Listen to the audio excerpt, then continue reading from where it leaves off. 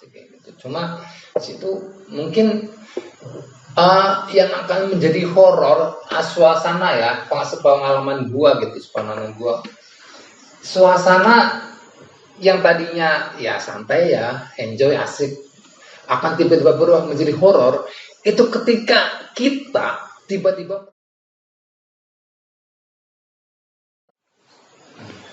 Sico kan perjalanan spiritual. Maksudnya yang gimana nih? Loh, jalan-jalan malam loh. Oh, jalan-jalan malam. Kebetulan udah jarang sih sekarang karena musimnya bukan musim rambutan, musim mangga. Malam. Nah, katanya perjalanan malam, ya kan? Ya itu kan perjalanan malam kita mah ya kalau musim rambutan itu sering ya kan. Musim mangga. Itu sobri. Sobri. Oh iya, aku nembek kata sobri guys. Suwe ra ketemu karo dheweke. Beda RT itu aku bisa. Kabar sih, menurut kabar yang aku dengar ya. Iyalah, agak sibuk sih dengan urusan yang berbau klinik gitulah, urusan berbau mistis kayak gitu. Ya memang mungkin itunya dia gitu. Ya emang dari dulu kayak gitu kan. Cenderungnya dia kan kayak gitu ya. Enggak, maksudnya kok kabarnya baru sekarang, maksudnya piye toh? Enggak, kalau dulu kan dia maksudnya kalau dibilang terjun langsung menangani sesuatu kan enggak begitu ya. Tapi kalau akhir-akhir ini kabarnya. Maksudnya kami tua gitu. Serius? Kayak kabarnya gitu. Gue juga cuma dengar. Posisinya di mana? Di apa di atas? Di tempat istri. Sekarang yang lebih sering karena istrinya posisi domisili di tempatnya si istri kan di rumah. Makanya aku kok langsung kepikiran kayak gitu loh. Yang agak berbau domestik gitu lah ya. Ya enggak sih, cuma maksudnya secara logika saja, secara logik. Karena kan ini nih pemburu hantu lah ibaratnya dia nangkep penampakan. Maksudnya gini, menurut versi Iksan Sujarwo itu apakah memang kamera itu bisa menangkap hal-hal seperti itu? Kamera. Atau memang ada harus diritualin atau apa gitu? Kok nanya ke aku sih? Aku bukan dukun. Tapi kan kamu punya experience pengalaman tentang hal-hal seperti itu. Kalau pengalaman sih ya selama gua campur baur dengan si gandring si Sobri itu ya menurut dia sih susah sih tetap. Namanya makhluk astral ya kan, makhluk halus ya, tetap makhluk halus ya. Susah untuk lihat dengan mata kasat mata, susah gitu kan, apalagi dengan kamera Pak Iju. Faktanya gini loh ya. Faktanya kalau orang udah bercerita tentang hal-hal seperti itu, biasanya penambahan dari sisi ceritanya itu pasti.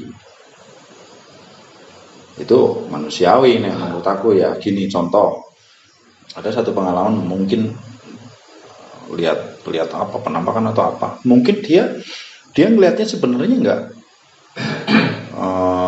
durasinya itu sepersekian detik lah ya, kayak ada kelebatan atau apa mungkin ya, tapi begitu dia cerita ke orang dibumbuin sedemikian rupa seolah-olah dia kayak semacam kesannya jadi berlebihan gitu loh. Aku lihat gini. Itu aku sering dapat cerita mesti kayak gitu, padahal dia lihatnya cuma sekelebat gitu. Jadi makanya apakah hal seperti itu? Ya oke lah ya, aku sih bukannya nggak percaya gitu bisa ditangkap kamera. Cuman kan ya masih bingung juga sih. Kok emang bisa sih itu ibaratnya loh. Emang bisa sih ya. Artian kalau nggak pakai apa-apa gitu loh, mungkin naik wong sekti kan pakai diapain dulu lah, apa kameranya diguyur air apa dulu kayak apa kayak. Oke. Menurut Iksan Sujarwo gitu. Ini menurut gua ya. Iya. Menurut saya. Gua agak sedikit bergeser nih ya. Dalam arti pembahasan tadi mengenai zoom kamera ya, shoot kamera ke makhluk astral gimana. Gua mau gua awali dan agak sedikit bergeser nih ya. Gua mau melihat dari seorang lu dulu nih ya. Yang gue lihat, yang gue tahu ya, yang gue tahu nih ya, seorang Anggoro gitu ya, Anggoro Sagung ya kan, selain berkecimpung di dunia entertainment lah ya gitu ya, yang gue setahu gue gitu ya, seorang Anggoro Sagung itu kan juga punya kemampuan diam-diam kan juga punya kemampuan dari segi dalam tanda kutip tuh ya spiritual lah kayak gitu ya kan, kemampuan semua orang punya ya, semua orang itu punya. Justru kan yang sekarang ya bukan sih mengganggu gitu ya, artian kadang gitu loh kepikir gitu loh, karena kan ini menyangkut masalah sesuatu yang fix, real atau hanya contoh yang konten-konten gitulah. Oh ya. Itu sih bebas-bebas saja untuk tujuannya hiburan. Iya. Oh banyak yang kayak gitu ya? Ya nggak tahu. Ya. Enggak, maksudnya banyak yang settingan gitu maksudnya. Loh, aku nggak tahu. Mereka saya yakin real gitu. Cuman maksudnya jurusnya apa seolah-olah gitu ya kan. Ini benar nggak sih ya kan? Iya. Ini gimana? Apa sih maksudnya?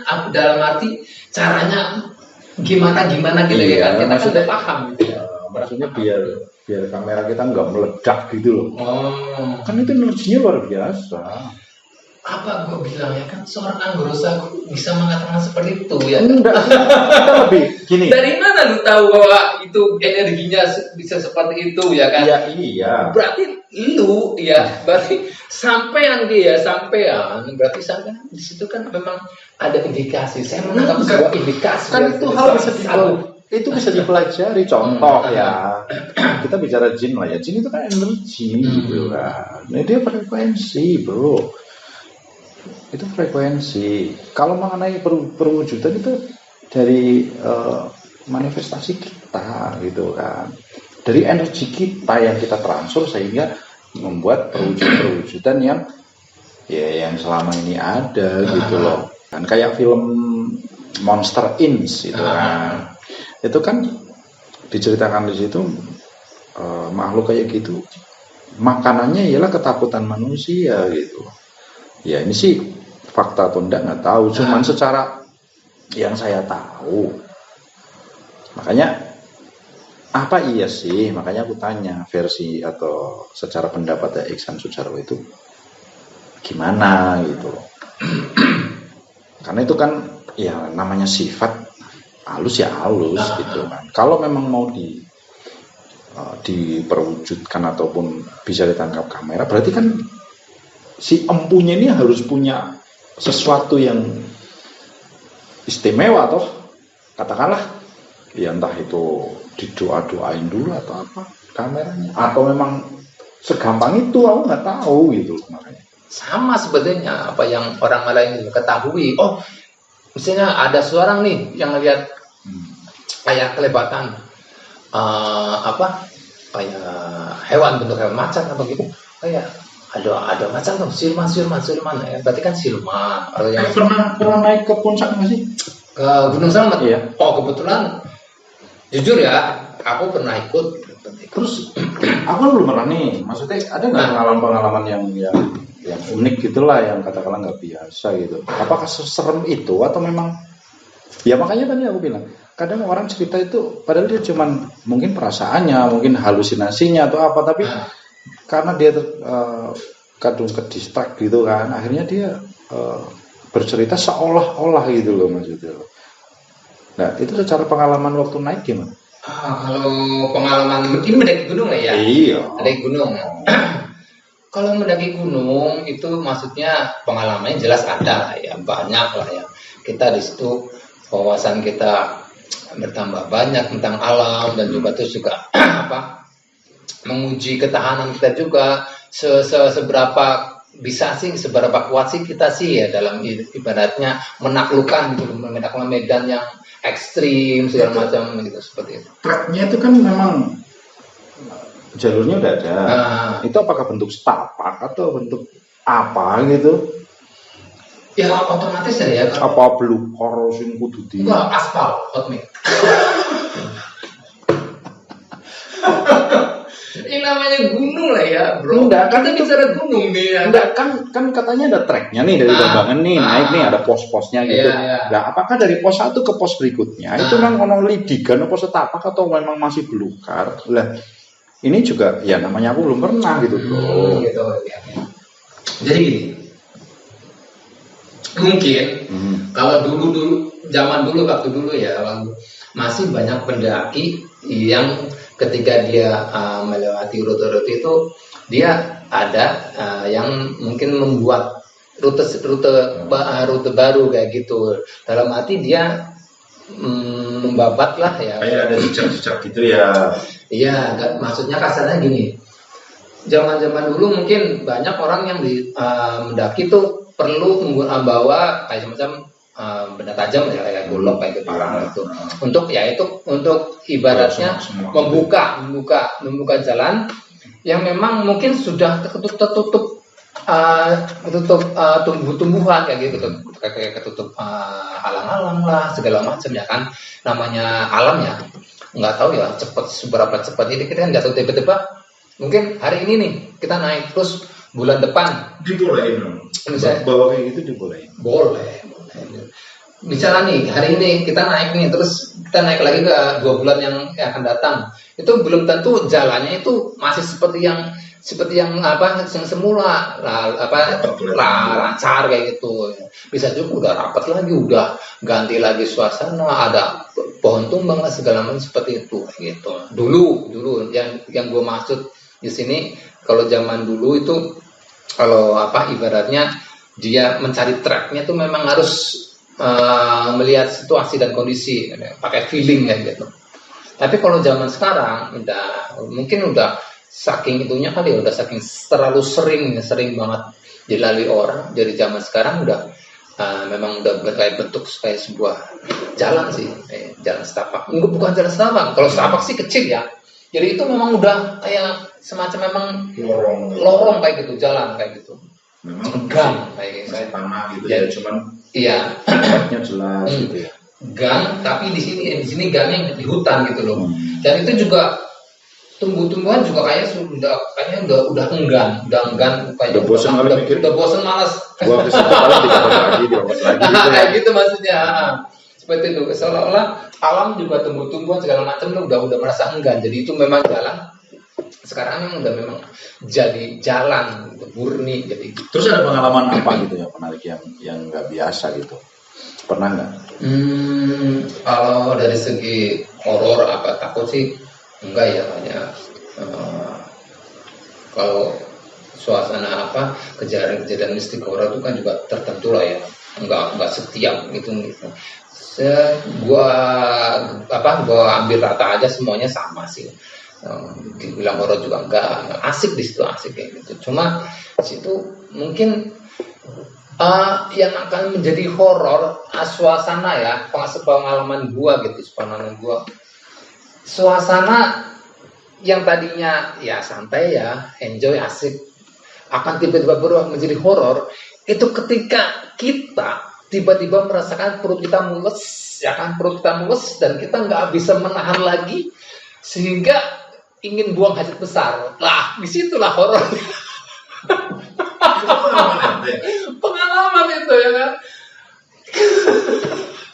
nggak ada kali gitu ya ya mau buang hajat di mana di situ ya kan kita situ semak segitiga takut sama kan jadi apa ya semacam PR tersendiri ya beban mental gitu ya kan terus solusinya gimana tuh solusinya di situ bungkus ya itu salah satu keasikan salah satu ya warna-warni serba-serbi Nah, suka itu duka dari naiknya- pendakian. Naiknya enaknya malam atau siang? Fix ya, fix kalau gua nih, fix kalau gua malam. Naiknya malam. Malam. Nah, nanti turun baru pagi. Oh, Seperti itu. Berarti gelap, benar-benar gelap. Ya gelap. Yang enggak ya gelap sih, tapi kan kita kan bawa senter ya kan. Kayak gitu. Center ya. Itu korek men. Korek nggak cukup. Oke. Berarti nggak ada katakanlah yang ini itu nggak nemuin lah ya.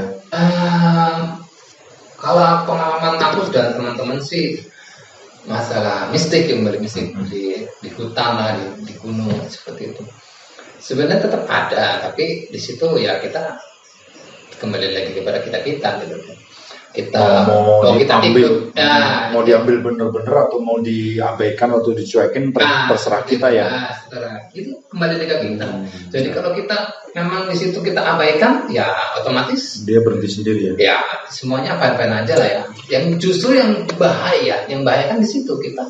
Ketika kita ada sesuatu yang kita rasakan lah ini dan itu, dan kita mengikuti hal itu, kita ikutin, kita kan terbawa. Ke-distract. Lah, seperti itu.